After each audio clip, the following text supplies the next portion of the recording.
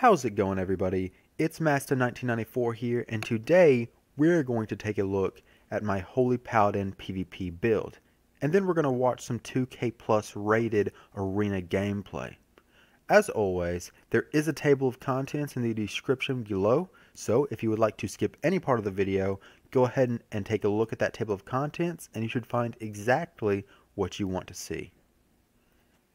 Here we can see my current ratings, and we can also see here that I got Duelist with my Paladin about a week ago, but I managed to lose a little bit of rating playing with different compositions because I really wanted to elaborate more on the arena team makeup in this guide, and we will talk about that later as we watch some gameplay. Do note though, all of the gameplay that we're going to watch is going to be 2K Plus MMR. As always, my build isn't necessarily based around the meta, and instead is based around my preference and my playstyle. That being said, I don't really stray too far from the meta here, and when I do, I will let you guys know.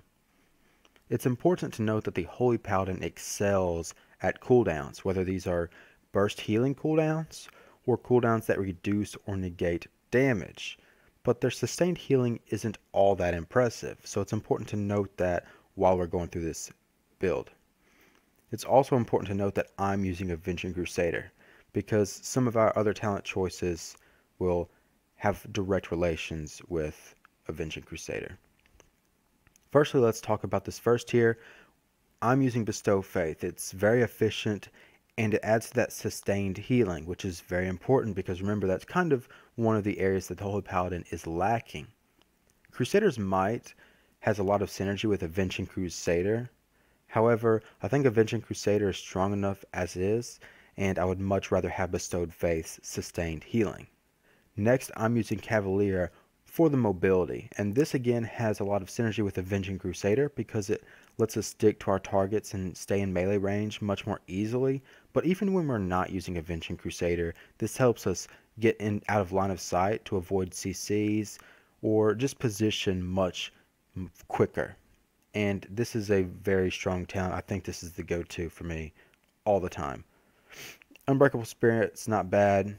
The shield cooldown reduction is nice. And Rule of Law, being able to heal from afar and avoid CCs just because you're out of range of your enemies is nice and important, but I much would rather have the mobility. On the next tier, I'm pretty much always using either Repentance or Blinding Light. Now, generally, if I'm playing with a mage, I'll stick with Blinding Light. And if I'm not playing with a mage, I'll use Repentance. And this is just because Polymorph and Repentance do share DR. Next, I did play with all of the different auras.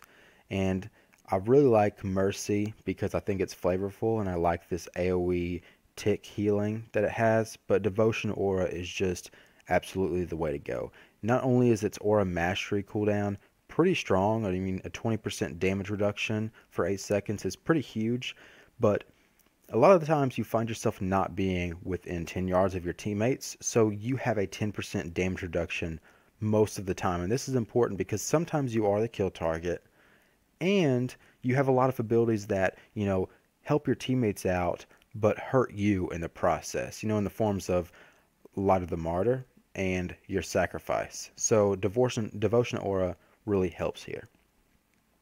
This next tier, again, this has a lot of synergy with Avenging Crusader because Avenging Crusader replaces our Avenging Wrath.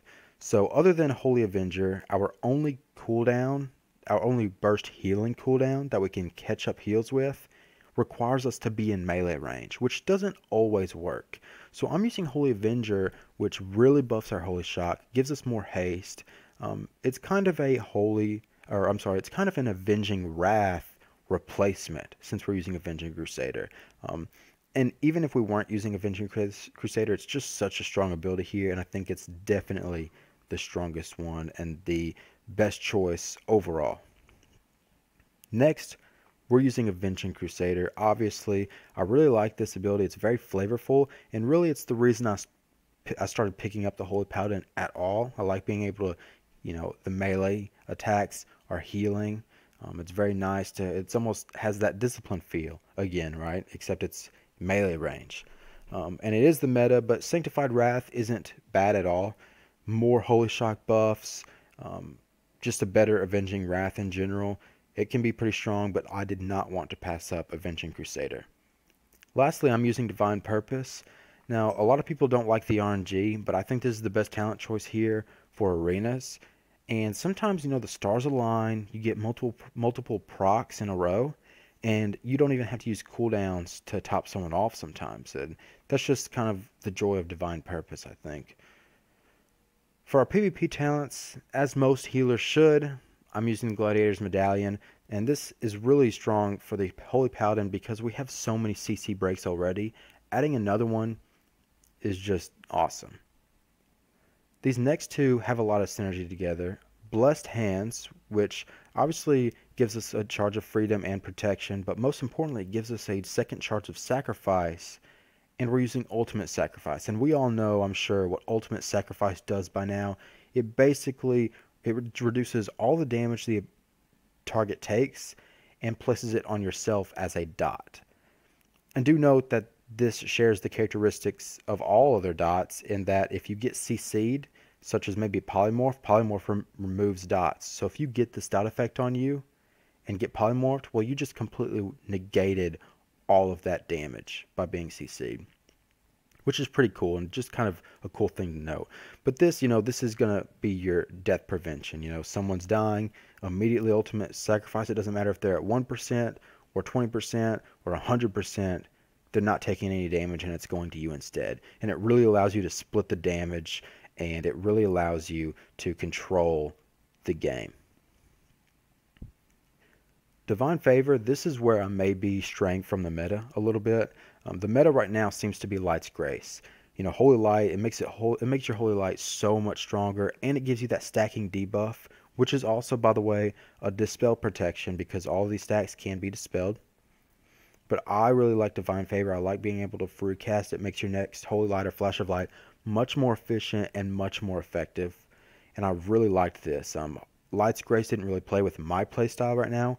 However, the meta would be to replace my Divine Favor with Light's Grace.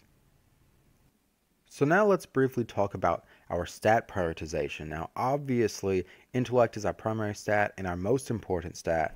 But as for secondary stats, we are stacking Haste, then Critical Strike, then Versatility, then Mastery. And I'm going to explain this a little bit. If you don't want to hear this part, this may be a good time to hit up that table of contents in the description below. Now, firstly, we're stacking Haste because not only does it reduce the cooldown on our Holy Shock, not only does it reduce our global cooldown and reduce our casting time, but it also reduces the cooldowns on Judgment and Crusader Strike, which has a lot of synergy with Avenging Crusader. So I'm really liking Haste with this build setup. Next, we're stacking Crit because we all know the Holy Shock procs, if it crits, we get benefits for that. So Crit's our second stat. Now Mastery is last because Mastery increases the healing that our target takes based on how close we are to that target. And generally, we want to stay away from the battlefield, out of line of sight, out of range, as far away as possible. And so I don't feel like we're getting a lot of usage out of this Mastery. And do note, the one time that we're going to be in that battlefield when we're using Avenging Crusader, well, Avenging Crusader healing is percentage based on the damage that we do. So this Mastery healing buff is actually not going to affect Avenging Crusader. So again, Haste, Critical Strike, Versatility, Mastery.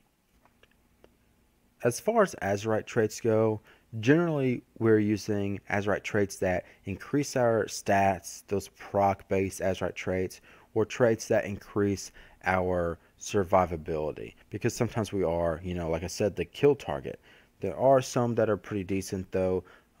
Radiant Incandescence is pretty strong. I didn't really pick it up very much just because I liked the stat traits that I was getting on my pieces of gear. So here, I picked up Blood Right instead. But Radiant Incandescence can be very strong. Also, there is a Retribution trait called Avenger's Might, and it increases our mastery when we use Avenging Crusader or it's supposed to be for Avenging Wrath, but it also works with Avenging Crusader, and we'll get a mastery buff during the duration. And again, our mastery isn't super important, but when we're using Avenging Crusader, we're in the battlefield, and we're right next to our teammates, and we are still going to be using Holy Shocks, Bestow Faiths, Light of the Martyr, things like that are instant cast, and it will increase the healing of these abilities. But like I said, generally the stats that increase our traits and the stats that increase our survivability. So if you're considering playing a Holy Paladin, one of the things that you have to really think about is that one of the Holy Paladin's main strengths is all of the support that you have. And this support comes in many different forms. So we have all our blessings, and each of these blessings affect different teammates differently. If you're playing with melee teammates, you may be using freedom a lot more. But if you're playing with casters, you may be using Blessing of Protection more because you're trying to bop your caster teammates so that they can free cast and they won't get interrupted by physical abilities. But what I would really like to focus on is the CC support that we have. Now obviously we have the hammer, and the hammer can be used alongside CC chains, as part of the CC chains against healers, but a lot of the time we're going to see the hammer be used offensively onto the kill target so that our DPS can wail on them. And that's more of a strategy that you're going to be seeing if you're using voice communication. But nonetheless, it's a good CC regardless, whether it's offensive or you're CCing healers. We obviously also have other CCs in the form of Repentance or Blinding Light, and if you missed it when I was talking about the talent choices, if I'm playing with a mage, I want to use Blinding Light because Repentance DRs with Polymorph, but generally otherwise I'm going to be using Repentance. So Repentance is really shining in this video. I think it's a very strong ability, and a lot of times you feel like you are the CC chain. Now obviously in this situation I'm playing with a druid, so we have tons of CC, but adding to that CC chain is just so important. This also kind of ties well with another form of support that we have, and that's damage. And we don't normally have a ton of damage, but when we're using Avenging Crusader, we actually hit relatively hard, especially for a healer. So see right here, I've popped Avenging Crusader to top off my druid. I get off that Repentance, and with the help of Avenging Crusader, actually get the killing blow, even though this hunter was out of range of my druid. And that feels very powerful. That makes you feel very good as a healer to be a main form of the CC chain and sometimes even get those killing blows. We're going to see another really big Repentance here, and this was a mirror comp, so it felt pretty strong. Now, I was going in for an early Repentance right there, but that warrior came in, feared me, and allowed the enemy paladin to start stunning me. So they had kind of an early CC chain on me right there, and I'm having to cycle through my cooldowns, which is so important, and we will talk about that later. And I'm going to bait this shaman's interrupt right here, and then Repentance the paladin, and we're going to get the kill. So these Repentance plays can be so important and can be absolutely game breaking. And I think the use of your CCs, especially if you're using voice communications, is extremely important. I'd like to take this opportunity to talk about effectively cycling through our cooldowns as a Holy Paladin. Now earlier in this fight, I used a trinket on a fear when I probably shouldn't have.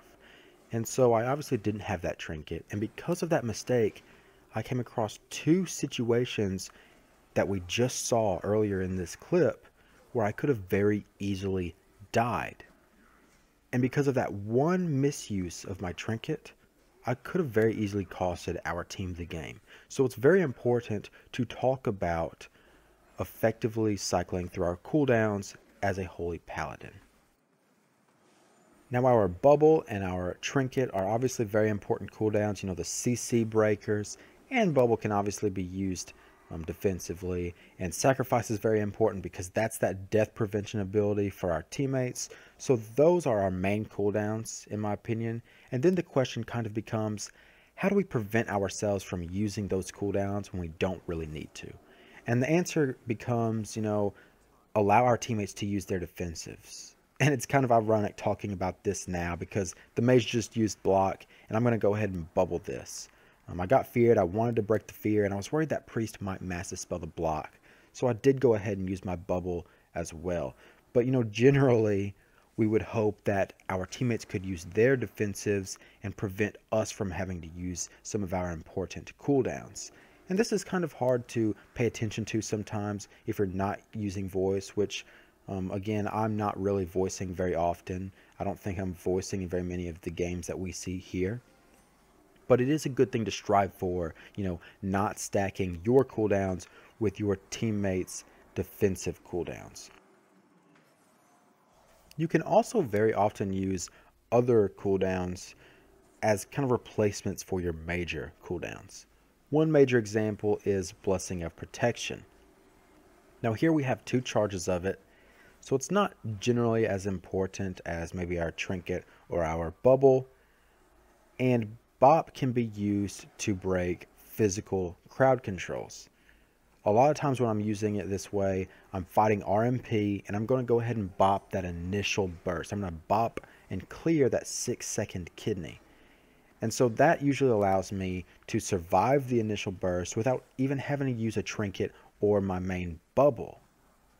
And RMP, it's very CC heavy, so it's very important to have that bubble and have that trinket. It can also be effective to quite literally cycle through our abilities. And what I really mean by this is if I have, for example, 2 charges of Blessing of Sacrifice and only 1 charge of Blessing of Protection, I'm more likely to use one of the sacrifice charges than to use my last BOP charge. Just because afterwards I would have one of each charge and they have different uses. I also like to use Holy Avenger early on because it's only a 1 minute and 30-second cooldown and it's still pretty effective and pretty strong.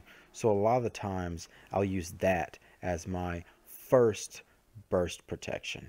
All that being said, that's one of those things that kind of comes with experience. So as you play the Holy Paladin, you'll get used to cycling those abilities effectively. Lastly, let's talk about the different compositions that you can play with as a Holy Paladin. First off, in 2s, I really liked playing with casters. I feel like you have the cooldowns and the support CC to really synergize with most of the casters. As you can see, I had quite a few games here with the Boomkin. I also really liked playing with the Frost Mage, though I didn't have any clips to show you guys of that. Other than that, the only melee that I really had success with was a Fury Warrior. And that was really just because they do so much damage. You can freedom that Fury Warrior, you can stun the kill target, and you can use Avenging Crusader and burst with that Fury Warrior. And that was really the only time that I actually used Avenging Crusader offensively. But it worked, and it was a lot of fun. Probably not as effective as the Boomkin, but definitely much more enjoyable. As far as 3s go, those CC comps are very strong. RM Pally is strong. Jungle Cleave is strong.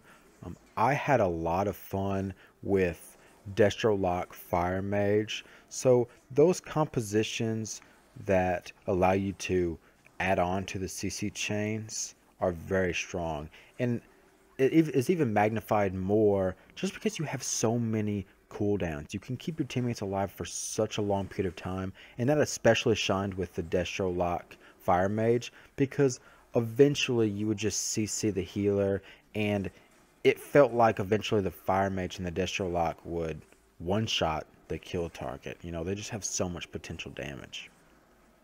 I also really enjoyed Turbo Cleave. That was probably my favorite 3s composition, and I think a lot of that is in that comp you are the CC. You other than the Warrior Fear and the Hex, you're the stun into the Repentance while they are just wailing on a kill target. And it's a lot of fun to be able to be in that huge true cleave composition, especially when you have a Avenging Crusader and you're just three people meleeing somebody down. Also, freedoms really help here, and Blessing of Protections can be used offensively in all of your compositions, whether you're playing with casters or meleeers, and really allow them to do damage and do what they do best. I'm going to go ahead and conclude here. As always, thank you so much for watching. If you enjoyed the video, go ahead and like, comment, and subscribe, and if not, let me know what I need to improve on. Stay tuned, as I'm planning on doing some more WoW videos in the future, and I'm still working on the Windwalker Monk, and I'm planning on working on some Paladin gameplay. So we'll see how that goes. Again, thank you all so much for watching, and I'll catch you next time.